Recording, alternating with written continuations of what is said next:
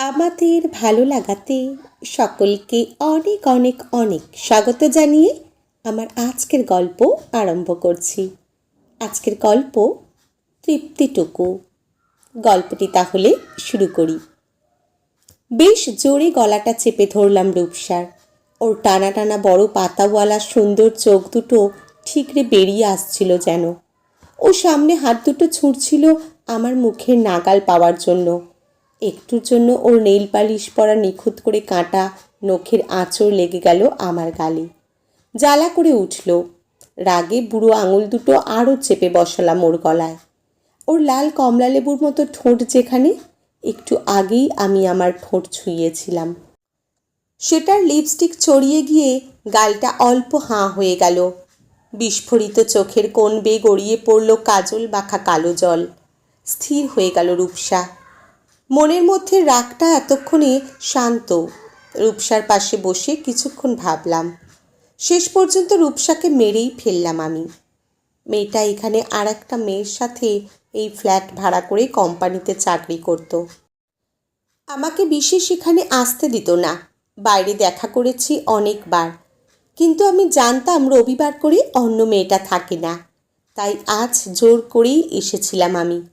এমনিতে রূপসা স্মার্ট, সুন্দরী, ফিগারটাও বেশ, তাই চোখে পড়েছিল আমার। আমিও বছর দেড়েক ধরে পিছনে লেগে থেকে অবশেষে মাস আটেকের সম্পর্কটাকে বেশ উপভোগ করলাম। মেয়েটা বেশ তেজি আর চনমনে ছিল। এমন মেয়েদের আমার ভালোই লাগে টোপে তুলতে। প্রথম প্রথম কত ন্যাকামো, কিন্তু সেই তো কাছে আসলি। কিন্তু মুশকিল হলো, আজকাল দিন রাত খ্যাচর খ্যাচর, বিয়ে করো বিয়ে করো। আরে যত এড়িয়ে যাওয়ার চেষ্টা করি, কে শোনে কার কথা। শেষমেশ বলেই দিলাম আমি বিবাহিত। ব্যাস, আর যাই কোথায়। অবশেষে ওই তেজটাই কাল হলো ওর। কান্নাকাটি করে আমি ঠকিয়েছি, ওর সাথে বিশ্বাসঘাতকতা করেছি বলে আমাকে কয়দিন কাছেই আসতে দিচ্ছিল না, ফোন তুলছিল না। আরে এই যে তোকে ভালোবাসি, তোর পিছনে জলের মতো খরচা করি, এতেও হয় না? শুধু বিয়ে আর বিয়ে, বিয়েতেই সব। এমনিতেও ওর এত ফ্যাচফ্যাচানি আমার আর ভালো লাগছিল না। এখান থেকে ডুব মেরে নতুন পাখি খোঁজার তালে ছিলাম। কিন্তু মুশকিল হয়েছে কি, আজকাল বড্ড হুমকি দিচ্ছিল। ওকে বিয়ের কথা চেপে সম্পর্ক করেছি তাই। এরপরে সোজা আমার বউয়ের কাছে নাকি চলে যাবে, সব বলবে তাকে। যদিও আমার বাড়ি চেনে না, অত বোকা নাকি আমি। তবে সত্যি বলতে আমি এইভাবে মেরে ফেলতে একেবারে চাইনি। একটু মজা করব, তারপর ছেড়ে দেব, এটাতেই আমি অভ্যস্ত। এসব ঝামেলা টামেলা ঠিক ভালো লাগে না আমার। কদিন ধরে এড়িয়ে চলছিল বলে ভাবলাম যাই একটু বুঝিয়ে শান্ত করে আসি। যা তেজ মেয়ের, কোনো দিন সত্যি খুঁজে খুঁজে পৌঁছে যাবে দীপার কাছে। কিন্তু কী যে হলো আমার, ওকে বুঝিয়ে সুঝিয়ে সবে আদর শুরু করেছিলাম। মেয়েটা সত্যি আমাকে ভালোবেসে ফেলেছিল। আমি তো জানি ও এখন কিছুই করতে পারবে না আমাকে মেনে নেওয়া ছাড়া। কিন্তু না, আদর করতে যেতেই ঠেলে সরিয়ে দিল আমাকে। মেজাজটাই চটকে গেল আমার। কিছুতেই ওকে ধরতেই দিচ্ছিল না। মাথায় আমার খুন চেপে গেল। কি আর করতাম আমি? নাগালের মধ্যে পেতেই দিলাম গলা টিপে। শালি, তবে থামল। উফ, আমায় খামচে আঁচড়ে একাকার করেছে। প্রথমে খুব ঘাবড়ে গিয়েছিলাম, তারপরে ঠান্ডা মাথায় ভাবলাম এবারে কি করণীয়। রূপসার আলমারি থেকে একটা শাড়ি বের করলাম, ওর গলায় পেঁচিয়ে বাঁধলাম সেটা ভালো করে। তারপর একদিক পাখায় ছুঁড়ে বডিটাকে ঝুলিয়ে দিতে ঘাম ছুটে গেল আমার। উফ, কি সাংঘাতিক ভারী। ঘড়ির দিকে তাকালাম, প্রায় 10:30 বাজে। আমাকে আজ কেউ আসতেও দেখেনি। যাওয়ার সময় টুপ করে বেরিয়ে যাব এদিক ওদিক দেখে। বাড়ি থেকে দীপা বারবার ফোন করছে, ওকে কিছু একটা গুল ঝেড়ে দেবো ক্ষণ। রাত 11টার সময় আমি সন্তর্পণে বের হলাম। বের হচ্ছি যখন, এই করিডরে কেউ কোথাও নেই। এমন সময় চোখ পড়ল পাশের ব্যালকনিতে হালকা আলোয় বসে থাকা বুড়োটার দিকে। এদিকেই তাকিয়ে, ধুর শালা, এত রাতেও বুড়ো বাইরে। আমার দিকেই তাকিয়ে আছে ঠায়। কি অদ্ভুত চোখের দৃষ্টি। একটু থমকে গেলাম। কি করণীয় ভাবছি, এমন সময় মনে হলো রূপসা একবার বলেছিল ওর পাশের ফ্ল্যাটে একটা অদ্ভুত বুড়ো থাকে, সারাক্ষণ সামনের দিকে তাকিয়ে শূন্য দৃষ্টিতে বসে থাকে। রূপসাকেও এমনভাবে দেখে যেন মেয়ে দেখেনি কখনো। আমি কতদিন ইয়ার্কি করেছি তোমার পাহারাদার বলে। তাহলে এই বুড়োটাই হবে। আমার মনে হলো বুড়োটার তাকানোটা যেন আরও বিরক্তিকর। মনটা বিরূপ হলেও নিজের মনকে সায় দিলাম, কারণ রূপসার মুখে শুনেছি উনি কারো সাথে পাঁচে থাকেন না। তাই আর অত শত না ভেবে মাথা নিচু করে হাতটা দিয়ে নিজের মুখটা একটু আড়াল করে আমি নির্দ্বিধায় বেরিয়ে এলাম ওখান থেকে। ভোরের দিকে ফোনটা এসেছিল, মেয়েটা সুইসাইড করেছে নাকি। কমলেশবাবু ফোন হাতে কাঁপতে কাঁপতে বসে পড়েছিলেন। সারা দুনিয়া যেন তার অন্ধকার হয়ে গিয়েছিল। অথচ গতকাল সন্ধেবেলাতেও কথা হয়েছে মেয়ের সাথে। তাহলে কিভাবে একটা রাতের মধ্যে এইভাবে? মেয়ের শ্বশুরবাড়িতে পৌঁছে যাওয়ার আগে মেয়েকে নামানো হয়েছিল, ফ্যানে গলায় দড়ি দিয়েছিল মেয়ে। কমলেশবাবুকে ঢুকতে দেখে হাউমাউ করে কেঁদে উঠেছিল জামাই। সেদিন রুক্ষ চোখে তাকিয়েছিল জামাইয়ের দিকে কমলেশবাবু। কেমন যেন অদ্ভুত লেগেছিল কান্নাটা। সন্দেহ হয়েছিল তখনই। ফিরে আসার পথে পাড়া প্রতিবেশীদের কাছ থেকে যেটুকু শুনেছিলেন, জামাই নাকি অন্য সম্পর্কে আসক্ত। বিধ্বস্ত শরীর বনে উনি পুলিশে কেস করলেও কোনো সুরাহা হয়নি। একটাই মেয়ে তার। স্ত্রী মারা যাওয়ার পরে একা হাতে মেয়েকে মানুষ করেছিলেন। যথাসাধ্য চেষ্টা করেছিলেন নিজেকে বাবা মা উভয় দায়িত্ব নিতে। হয়তো পেরেও ছিলেন অনেকটা। বেসরকারি স্কুলে শিক্ষকতার চাকরি পাওয়ার পরে ধুমধাম করে বেশ অবস্থাপন্ন বাড়িতে বিয়ে দিয়েছিলেন মেয়েকে বছর 3 আগে। ভীষণ আদুরে মেয়েটাকে যখন পরের বাড়িতে যেতে হলো, তখন বুকটা ফাঁকা হয়ে গিয়েছিল তার। আজকাল কোনো মেয়ের বাড়িতে বিয়ের সানাইয়ের আওয়াজ শুনে বুক কেঁপে ওঠে কমলেশবাবুর।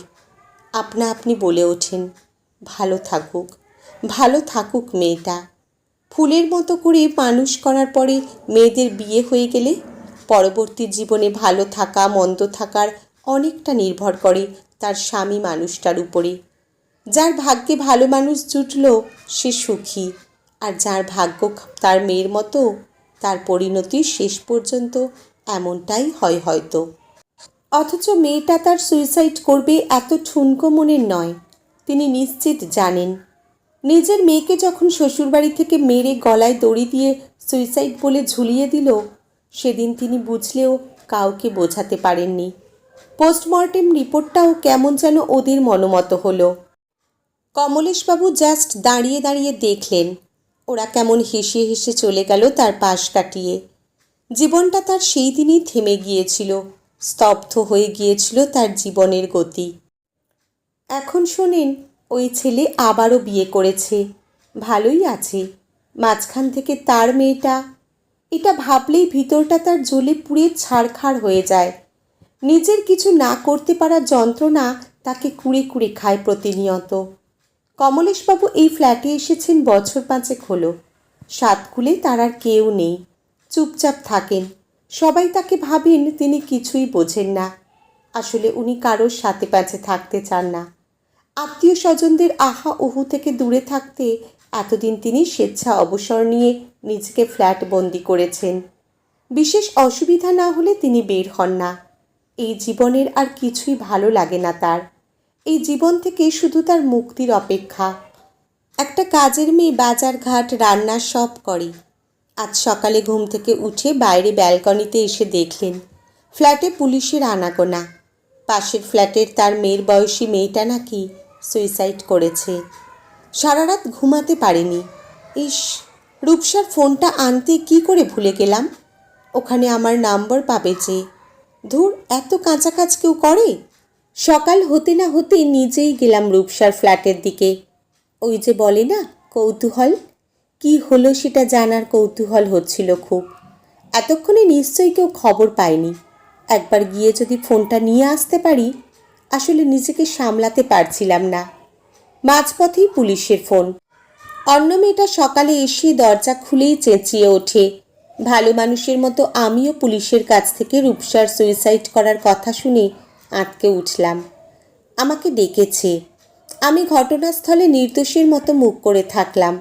পুলিশ আমায় জিজ্ঞেস করছিল এটা সেটা। আমি বলেছিলাম আমি কখনো এদিকে আসিনি, রূপসা আমার বন্ধু হয় ইত্যাদি। পুলিশ এখনও আমাকে সন্দেহের তালিকায় বিশেষ ফেলেনি, এখনও সুইসাইড ভেবেই নিয়েছে ওরা। বডি নামানো হয়েছে, ওর বাড়ির লোকেদের আসার অপেক্ষা। চমকে দেখি কখন যেন আমার সামনে এসে দাঁড়িয়েছে বুড়োটা। আমার দিকে ভুরু কুঁচকে একবার তাকালো বুড়োটা, তারপর এক দৃষ্টিতে কিছুক্ষণ রূপসার মুখটা দেখতে দেখতে হঠাৎ জোরে জোরে শ্বাস নিয়ে তারপরেই নিজের নিস্তব্ধতা খান খান করে ভাষণ জোরে চিৎকার করে উঠলেন তিনি। আমি চমকে সরে গেলাম আড়ালে। সেই একই রকম মৃত্যুটা নাড়িয়ে দিয়ে গেছে কমলেশ বাবুর। রূপসার জায়গায় নিজের মেয়ের মুখটা বড্ড মনে পড়ছিল তার। সেই একই রকম যন্ত্রণা সারা মুখটাই মাখামাখি। মেয়েটার বাবা মায়ের চিৎকার করে কান্নার সাথে সাথে বহু বছর আগে নিজের অন্তঃস্থলের কষ্টের মিল খুঁজে পেলেন তিনি। 2 দিন পরেই নিজের মনের সাথে লড়াই করে কাজের মেয়েটাকে সঙ্গে করে নিয়ে শেষে থানায় গেলেন কমলেশবাবু। আজকাল কমলেশবাবুর মনের মধ্যে একটা শান্তির ভাব এসেছে, কিছুটা হলেও মনের কষ্টটা কমেছে তার। অবশেষে প্রমাণ হয়েছে পাশের ফ্ল্যাটের মেয়েটা সুইসাইড করেনি। ওকে যে মেরেছিল তাকে সেদিন দেখে ঠিক চিনতে পেরেছিলেন তিনি। অনেক রাতে সেদিন মেয়েটার ঘর থেকে বের হতে দেখেছিল লোকটাকে। এইটুকু পুলিশকে বলতেই 2 2 4 করতে পুলিশের সময় লাগেনি। পোস্টমর্টেম রিপোর্টে মেয়েটার মৃত্যুর সময়ের সাথে লোকটার ওই ঘরে উপস্থিতির সময় আর তার গায়ে আঁচড়ের দাগ সব মিলিয়ে শেষ পর্যন্ত এখন সে জেলে। কেমন যেন স্বস্তি পেয়েছিলেন কমলেশবাবু এতদিন পরে। নিজের মেয়ের মৃত্যুর সুবিচার তিনি না পেলেও কাউকে যে সুবিচার দিতে পেরেছেন, এই তৃপ্তিটুকুই তাকে বাঁচার উৎসাহ জাগিয়েছে আবার। আজকের গল্প এখানেই সমাপ্ত। কলমে ঝুম্পা মণ্ডল, পাঠে জয়তী। ধন্যবাদ।